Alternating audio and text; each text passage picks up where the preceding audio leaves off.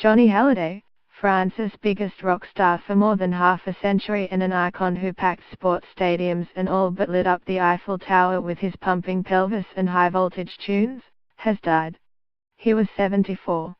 President Emmanuel Macron announced his death in a statement on Wednesday, saying, "He brought a part of America into our national pantheon." Mr. Macron's office said the president spoke with Halliday's family but did not provide details about where the rocker died or the circumstances. Hallyday had lung cancer and repeated health scares in recent years that dominated national news, yet he continued performing as recently as a few months ago. Hallyday fashioned his glitzy stage aura from Elvis Presley, drew musical inspiration from Chuck Berry and Buddy Holly, performed with Jimi Hendrix, and made an album in country music's capital, Nashville.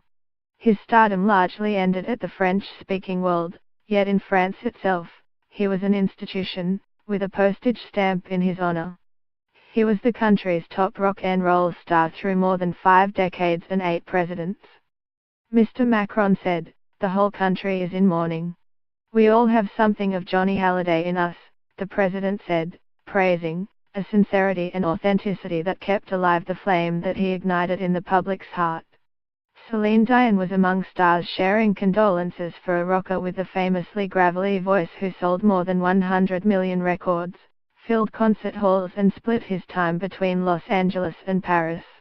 The antithesis of a French hero right down to his Elvis-style glitter and UN French name, Hallyday was among the most familiar faces and voices in France, which knew him simply as Johnny, pronounced with a slight French accent and beloved across generations. He released his last album Reste Vivant, or Staying Alive, last year, and performed this summer as part of the Old Crooks tour with longtime friends and veteran French musicians Eddie Mitchell and Jacques Dutroux. Former President Nicolas Sarkozy, as mayor of the rich enclave of Neuilly-sur-Seine on the western edge of Paris, presided in 1996 over the entertainer's marriage to his fourth wife, Laetitia.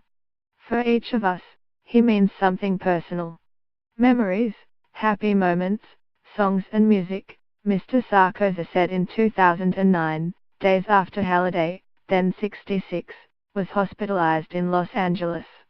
Mr. Sarkozy called the Hallyday family during an EU summit and gave updates on the singer's condition during news conferences. The health problems came amid a national tour that included a Bastille Day mega concert on July the 14th at the Eiffel Tower with spectacular fireworks.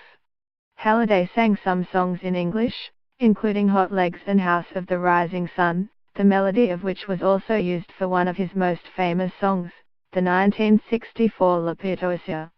And there was a real American connection. American singer Lee Ketchmer gave him his first electric guitar. Halliday's stardom, however, was not inevitable. He was born in Paris on June 15, 1943, during the dark days of World War II with a less glamorous name, Jean-Philippe Smet. Hallyday gave his first professional concert in 1960, under the name Johnny, and put out his first album a year later.